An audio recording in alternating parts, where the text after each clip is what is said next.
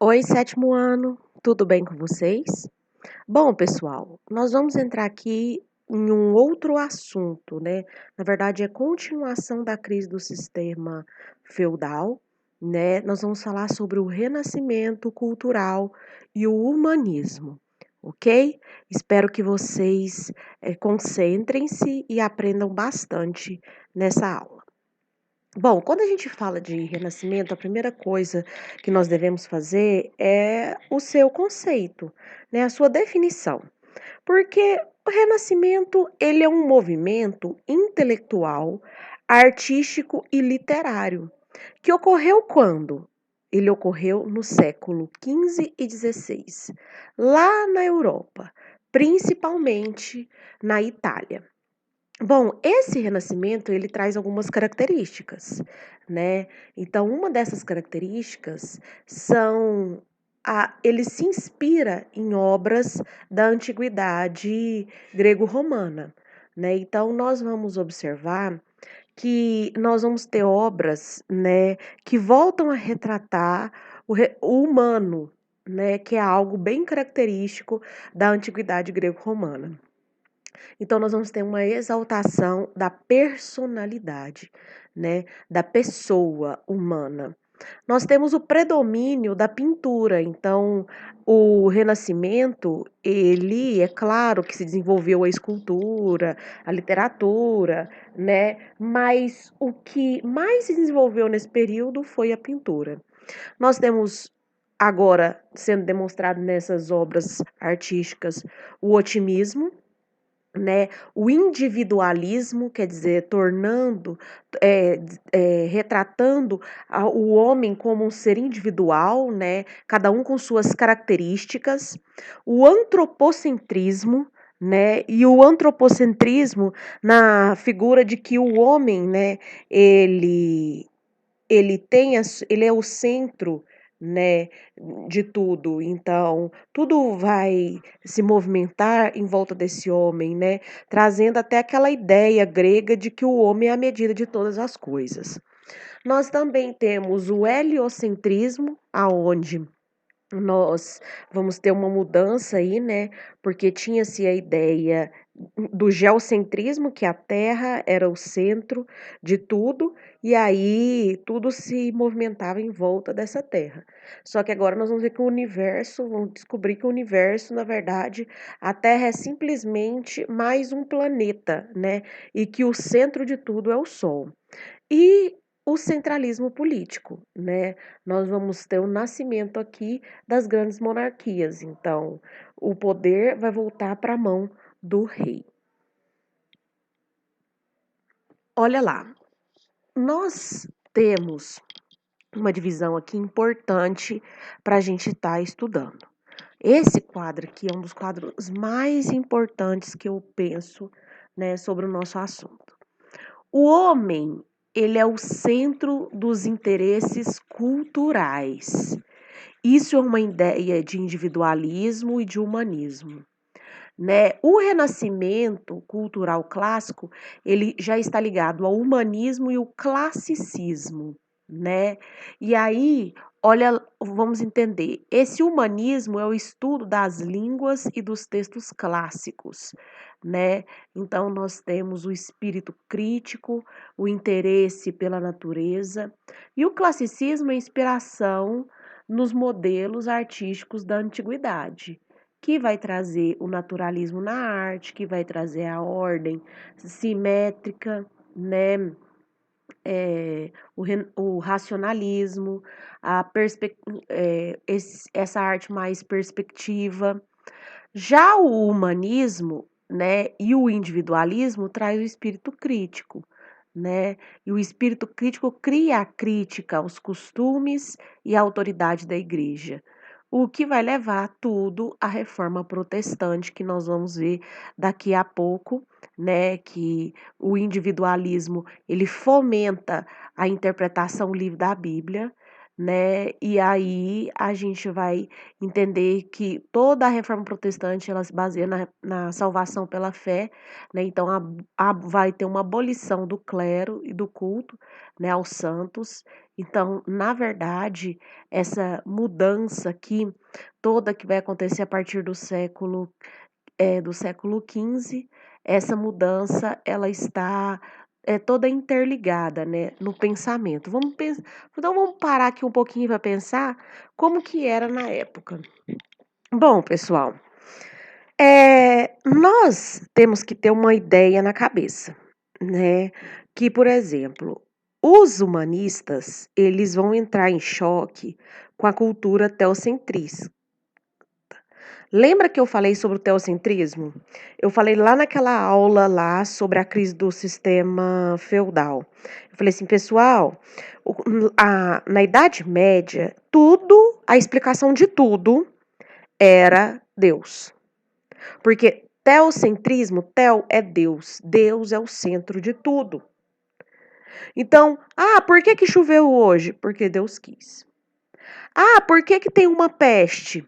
Porque as pessoas estavam pecando muito, então Deus mandou um castigo. Por que a colheita tá ruim? Porque é uma praga que Deus está jogando sobre o povo, né? Porque o povo é desobediente. Então, o que controla a Idade Média é o teocentrismo. Então, Deus está no centro, e aí, por ele estar no centro, ele tem um controle absoluto das coisas. E eu ainda falei para vocês que a gente tem que tomar cuidado quando a gente fala sobre o teocentrismo. Por quê? Porque até o teocentrismo ficou tão impregnado dentro do nosso ambiente que a gente acaba hoje, às vezes, repetindo essas ideias. Quando as pessoas ainda falam: Deus, por que que o Senhor me deixa ser pobre? Deus, por que que o Senhor me deixa tá doente?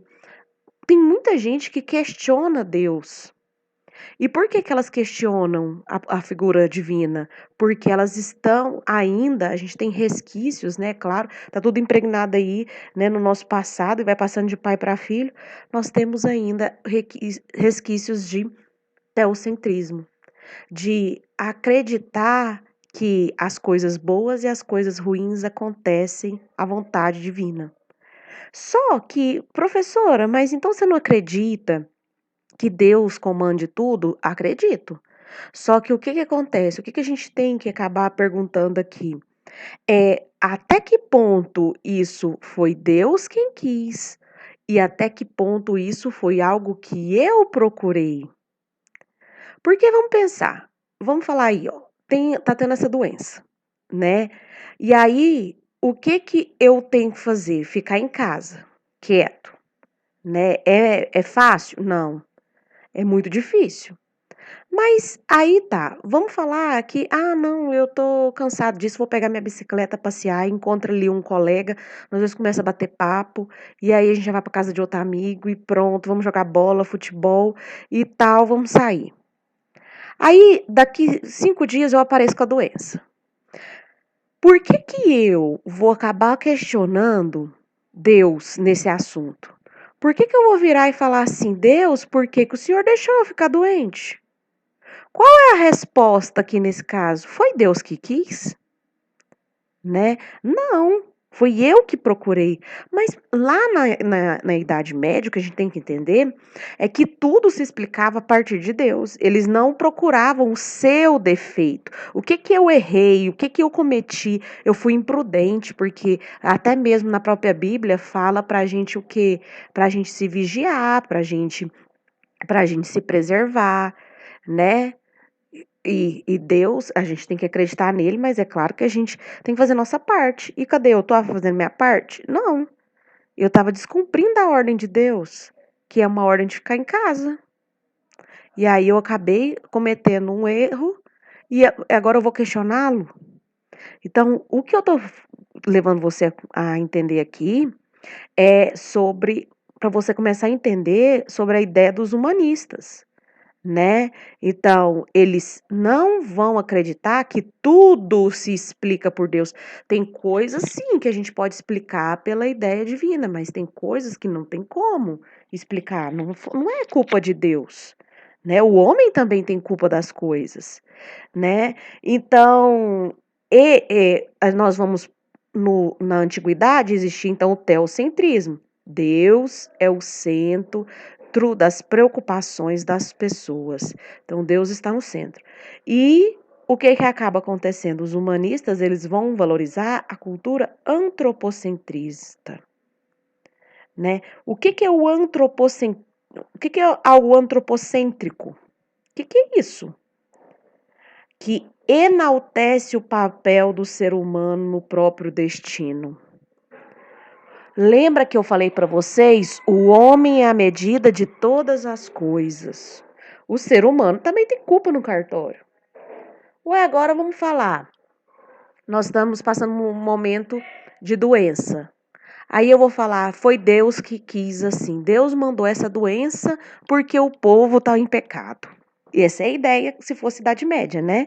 Porque é uma ideia teocentrista. E aí, mas será que é? Ou será que o homem, ele acabou procurando isso? Então, essa a ideia antropocêntrica é que diz que o homem, ele também tem o papel de fazer o seu próprio destino, né? Então, por exemplo, a gente tá todo mundo quietinho em casa, por quê?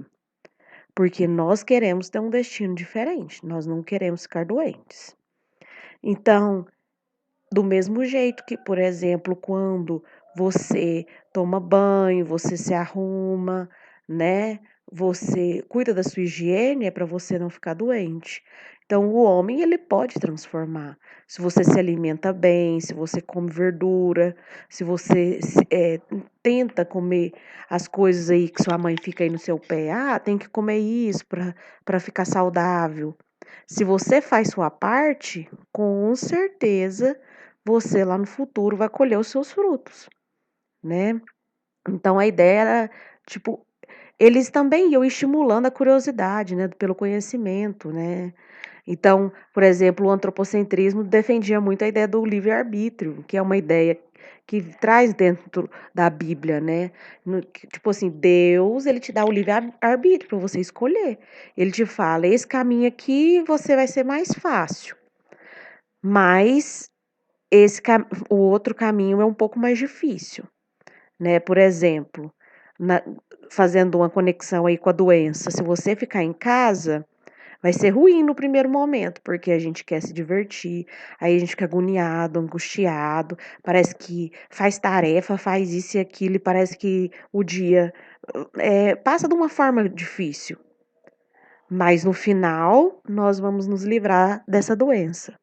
E se você sair na rua, você pode chegar a ter contato com essa doença, né? Então, assim, essa é a ideia aqui, né? Então, é uma ideia do livre-arbítrio. Então, Deus, ele não tem como falar assim, você vai sair sair lá fora, ele vai falar, não saia, né? Não tem como ele fazer isso, né? Ele, na verdade, te deu o livre-arbítrio, né? Você tem uma iniciativa individual, você vai começar a investigar também, porque igual, a gente não questiona, como que começou essa doença? E cada um não diz uma coisa? Então a gente tem que começar também a questionar não só na teoria divina, mas as teorias científicas, né? Então, alguns humanistas, como é o caso do Pico della Mirandola, né? Eles argumentavam que Deus criava o ser humano, dando-lhe liberdade de construir a si mesmo. Eu acho bonito quando a gente pensa isso, porque a gente remete muito a Deus do Novo Testamento, que é um Deus que ele é amor, ele é misericórdia, mas ele é livre-arbítrio. Ele deixa o seu filho, né, livre para segui-lo. E a gente sabe que quando a gente segue os ensinamentos dele, a vida da gente é muito mais fácil, não é? Muito mais simples. Bom, pessoal, Aqui eu trouxe, então, tá aí essa imagem aí, que você já deve ter cansado de ver ela, né? Então, não vem passear comigo? Aí o cara fala: eu não posso. Temos de estudar para o teste de história, né? Então, a importância do estudo, né? Então, lá daquela época já começou a questionar e dar importância a esse estudo. Alguns fatores que motivaram o Renascimento. Então, nós temos aqui o Renascimento, ele na verdade se iniciou exatamente por conta do contato, né, do, do europeu ao fazer comércio com o oriental. Seja no comércio da seda, seja, né, que era feito com a China, seja no comércio das especiarias feito com a Índia, né, seja no comércio de pedras preciosas, de marfim feito com os africanos. Então, nós tínhamos uma interação comercial e acabou desse desenvolvimento do comércio, essa interação com outras culturas, fazendo com que as pessoas pensassem mais. Então, o renascimento cultural vem exatamente, a Europa ela começa a ter a sua própria característica depois disso. As cidades cresceram, as pessoas na vida urbana, elas ficam mais próximas das outras, né? Eu costumo dizer o seguinte, que na cidade é onde há desenvolvimento cultural maior. Por quê? Porque lá é que tem a maior quantidade de teatros, a maior quantidade de artistas, a maior quantidade de cientistas, de professores, e essas pessoas, elas começam a questionar. Porque quando a gente, por exemplo, fala, eh, uma pessoa fala que tem uma doença, a primeira coisa que você pergunta é o quê? Como que isso começou? De onde isso veio? De onde essa doença veio? Não é? Então, esse questionar é muito do ambiente urbano, porque aí começam as especulações, as hipóteses, né? Uai, será que o coronavírus veio de onde? Ele veio do Oriente, mas ele veio porque eles comem, né, carne crua? Então, as pessoas começam a questionar isso. Então, a influência das civilizações, né, saracena e bizantina, e também nós, que são as civilizações orientais, e nós também temos o humanismo, né, e a formação das monarquias nacionais, que é monarquia, né, a volta do poder na mão do rei.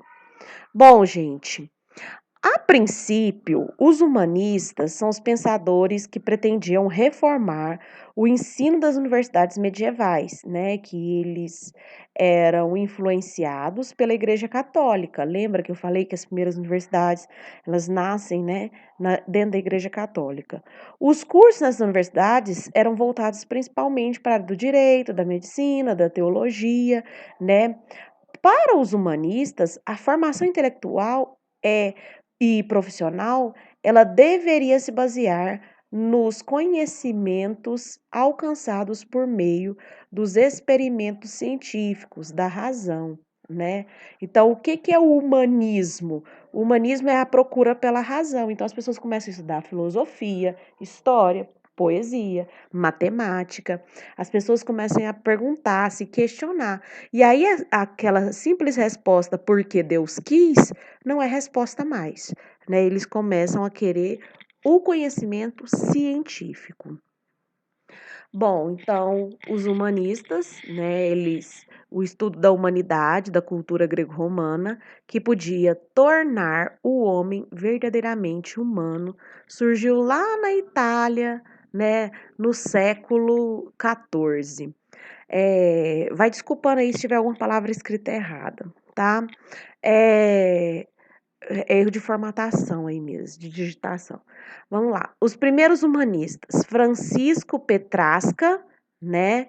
Ele era considerado o pai dos humanistas, né? A obra principal dele, né, é África, Guerras Púnicas, Laura de Neve e Canção, né? Nós também temos João Boccaccio, né, que é poeta, prosador e humanista latino, nasceu em Paris e a obra principal dele é Decamerão, né, faz uma genealogia aos deuses, né. A expansão do humanismo. Nós temos fatores que vão fazer com que esse humanismo se expanda, né? Ele cresça. Então, a proteção dos mecenas, mecenas são aquelas pessoas que eh, elas acabam, são pessoas que investem, né, nas obras de arte, a fuga dos sábios bizantinos para a Itália, e a invenção da imprensa, né? A imprensa que vai fazer. A palavra imprensa vem de prensa, aonde se prensava as letras e e saía, né? As primeiras impressões, né? Então, imprensa vem dessa palavra. É, os escritores famosos da Europa, nós temos Erasmo de Roterdã, né, que é considerado o príncipe dos humanistas, e aí as obras dele, né, Elogio da Loucura, Adágios, Colóquios. Nós temos Tomás Moros, né, que escreveu Utopia. Olha lá, Erasmo de Roterdã, né, que vem dos Países Baixos, na sua obra Elogio da Loucura, criticou a sociedade do seu tempo, né, e criticou a igreja, né, a igreja que tinha uma posição bem estranha na Idade Média, a Igreja Católica, parece que só estava, o interesse deles era simplesmente o interesse econômico, né, não tinha o interesse espiritual. Nicolau Maquiavel, que vem da Península Itálica, e tem aquela obra famosíssima, né? O Príncipe, que ele acaba defendendo o poder régio, né? O poder do rei, né? Que tem aquela frase que ficou famosa na história, né? Que o rei deve ser amado e temido. Se não conseguir ser amado, ele deve ser temido, né? E é utilizado até os dias atuais. Thomas More, né, que é da Inglaterra, que escreveu Utopia e defendeu a tolerância religiosa e a Igreja Independente de Roma, né? Luís de Camões, que é português, né, que escreveu os Lusíadas, né, relatou a história de Portugal, né, é, e é um estilo bem clássico. Miguel de Cervantes, que escreveu o livro que a garotada ama, né, Dom Quixote, que fala sobre a aventura de um cavaleiro, né, o cavaleiro e seu fiel escudeiro, né, Sancho Panza. Bom, e o William Shakespeare, né, que é inglês, escreveu a maioria dos romances, né, daquele período, como é o exemplo de Romeu e Julieta, né, que é uma das suas peças mais célebres. Bom, o Renascimento italiano. Quais são as causas? A Itália é o berço do Renascimento, né? Por quê? Porque eles deram proteção, eles tiveram a proteção dos mecenas, né? Então, primeiro que eles tiveram investimento, né? Porque artista não tem muito dinheiro, né? Então precisa de alguém para investir. Esses mecenas eram burgueses, né? Que investiam nessas pessoas. Nós temos a fuga dos sábios bizantinos para as cidades italianas e nós temos aí uma tradição clássica, né, que é o progresso econômico das cidades italianas. Então, as cidades italianas tinham um comércio muito forte e esse comércio fazia com que esses burgueses tivessem dinheiro para investir, né, em obras de artes. Bom, o mecena. Quem foi o mecena? Mecenas, né? Vem da palavra Caius Mecenas. Foi um cidadão romano da época imperial. Grande político, estadista e patrono das letras, Mecenas foi um conselheiro hábil e de confiança de César Octávio, né? Que é o famoso Augusto, imperador Augustus. Mais tarde, aposentou-se e devotou todos os seus esforços ao seu círculo literário famoso, que incluiu Horácio, né, Virgílio e Propértius, patrocinando-os com amizade, bens materiais e proteção política. Atualmente, o seu nome é símbolo do patronato rico e generoso. Hoje em dia, um mecena é uma pessoa que patrocina as artes, a ciência e o ensino, muitas vezes com benefícios fiscais, né? Então, mecenas é quem faz patrocínio às artes. Então, vamos aí, né, nos divertir um pouquinho. Diga-me lá, senhora ministra, afinal, quem é o mecenas do Museu Bernardo, né?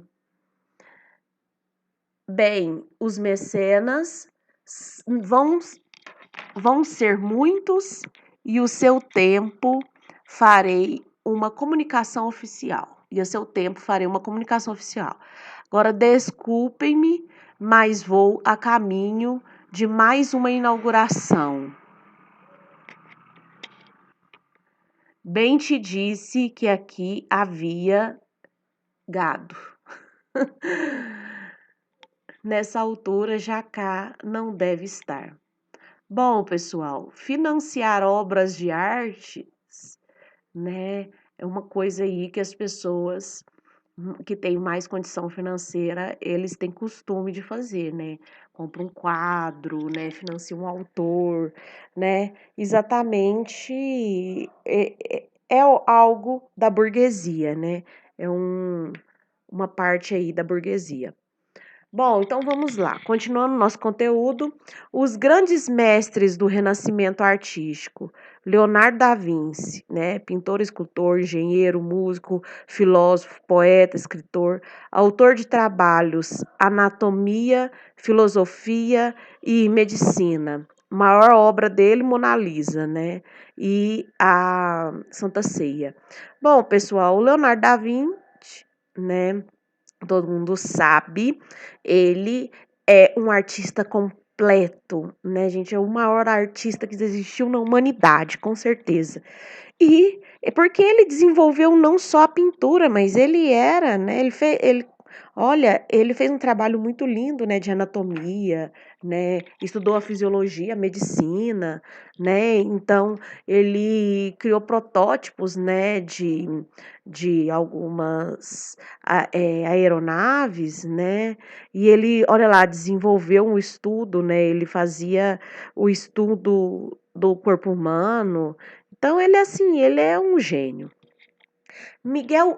Michelangelo, né? Pintor, escultor, arquiteto, engenheiro, poeta, cientista, maior escultor de todos os tempos, né? Nós temos aí Pietà, né? O Juízo Final, né? Moisés. Então, assim, é um grande escultor. Dante Alighieri, né? Que escreveu a Divina Comédia, né? Giotto, né, que teve como obra São Francisco pregando aos pássaros. Nós também temos Sandro Botticelli, né, que fez Alegoria da Primavera, O Nascimento de Vênus. Nós temos Nicolau Maquiavel, que é considerado o pai das ciências políticas, escreveu O Príncipe. Rafael Sanzio, né, que é pintor e fez uma obra muito linda, que é a Escola de Atenas, e também fez a Sagrada Família. Então, são artistas aí renascentistas. O Renascimento, ele também vai acontecer na França, né? Então, nós temos, por exemplo, Francisco Rabelais, né, que é um escritor que escreveu Gargantua, o Pantagruel, né? Nós temos Pedro de Ronsard, que escreveu Odes. Nós também temos o Renascimento lá inglês, com William Shakespeare, né, que escreveu grandes obras, Romeu e Julieta, né? Ele é considerado um dos maiores dramaturgos de todos os tempos. Otelo, Hamlet, né? Nós temos também Thomas Moros, né, que é autor de Utopia, Francisco Bacon, né, Francis Bacon, né, que escreveu que ele é um dos criadores, né, do método experimental, né, um grande filósofo, escreveu Novum Organum, né, o ensaio da moral e da política. Bom, nós também temos renascentistas na Espanha, né, que é o caso de Miguel de Cervantes, que escreveu a grande obra, né, Dom Quixote de la Mancha, né, e Galateia e Comédias Exemplares. Nós também temos El Greco, né, que era um pintor e fez a grande obra dele, O Enterro do Conde de Orgaz.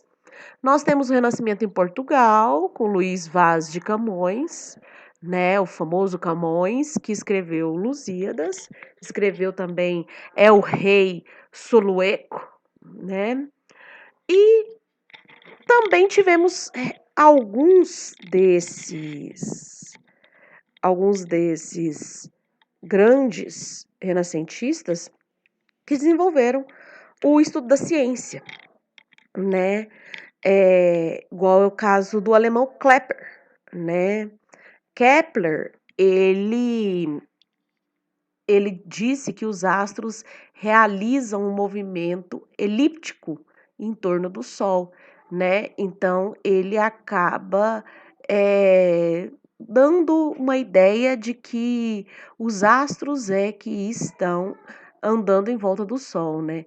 E é claro que depois o polonês, né, que quer dizer antes dele, né, o polonês Nicolau Copérnico, ele vai defender a teoria heliocêntrica, né, que o Sol está no centro e todo o resto do universo está movimentando em volta do Sol, né? E nós também tivemos Galileu Galilei, né, que era um italiano, e ele completa a visão heliocêntrica, né? Ele inventa o termômetro, a balança hidrostática. Nós também temos Servette, né, que descobriu a corrente sanguínea. Depois de longas investigações, convenci-me enfim de que o Sol é uma estrela fixa, rodeada de planetas que giram à sua volta e dos quais ele é o centro. Nicolau Copérnico. Eu acho que essa é uma das descobertas mais importantes de todo mundo, né? Bom, pessoal, e nós vamos chegando aqui no fim da nossa aula, né? Vamos fazer aqui no final só esse quadro aqui muito importante, só um joguinho aqui para a gente ver qual que é a diferença do mundo medieval para o mundo renascentista. Então, no medieval, teocentrismo, Deus o centro de tudo, a explicação para tudo. No renascentista, antropocentrismo, o homem, né? É o homem que está no comando, né? Então, o homem é a medida de todas as coisas, né? Então, é o homem que vai fazer o seu próprio destino. No mundo medieval, a vida material é pouco importante, né? A vida declinada, a religião é tudo. Afinal, a realidade é explicada somente pela vontade de Deus. Já lá no renascentismo, né, nós temos a vida terrena e material também é importante. Deve-se explicar a realidade, né, terrestre pelo que acontece aqui na Terra. No mundo medieval, nós temos o conformismo. Todas as mudanças são a vontade de Deus, né? Tudo que acontece é a vontade de Deus. E a gente tem que se conformar com isso. Já no renascentismo, o homem pode e deve, né? Ele acaba sendo, como ele é a medida de todas as coisas, ele deve progredir, né? Ele deve ter um ganho material e isso depende dele, né? Acordar todo dia cedo e trabalhar, isso depende de você. Bom, no mundo medieval, conhecer para completar a realidade. E no mundo renascentista, conhecer para transformar a natureza. Saber é poder, né? E no mundo medieval, Nós temos a natureza é fonte do pecado e deve ficar afastada, você deve ficar afastada de suas tentações, né? Já no mundo renascentista, a natureza é maravilhosa e o homem faz parte dela, né? No mundo medieval, nós temos uma vida simples e afastada dos prazeres e desejos. E já no renascentismo, nós temos que ter a valorização do corpo e do prazer material e intelectual. Bom, isso é o que é o mais importante aqui para nós, tá? Então, o que que você vai entender? Mundo medieval, Deus é o centro, tudo se explica com Deus, tudo é a vontade de Deus. As pessoas estão conformadas, as pessoas estão ligadas à igreja, elas não questionam a igreja, as pessoas têm que ter uma vida simples, longe dos prazeres da vida. Mundo renascentista. O homem, ele tem o poder de transformação. Deus deu a ele o livre-arbítrio, né? Então o homem vai modificar as coisas, né? E a vida, ela então tem que ser nessa perspectiva de você buscar melhorar, você tem que buscar o saber, você tem que buscar estudar, você tem que buscar ser melhor a cada dia, trabalhar mais, para você crescer, para você ter uma vida melhor, né? É claro que você não pode se abandonar a Deus, mas você tem que entender que as coisas estão na sua mão, não só na mão divina. Bom, pessoal, do sétimo ano, queria pedir aí para vocês, quem puder, curtir o meu vídeo e se inscrever no meu canal, né? E eu espero que vocês tenham aprendido um pouquinho sobre o renascimento, que é um assunto muito gostoso, né? Um assunto assim, diferente dos outros assuntos, é um assunto assim para a gente pôr a cabecinha para pensar. E eu queria terminar essa aula aqui, né, fazendo com que você pense um pouco e que você comece a se questionar, né, qual seria a nossa hoje, né, nós estamos passando por um momento que, se a gente comparar a história como se fosse uma peste negra, né, e qual seria aqui então a visão humanista e a visão eh, teocentrista, né, desse assunto. Bom, um beijo no coração de todo mundo. Fica com Deus e uma boa quarentena. Beijo, tô morrendo de saudade.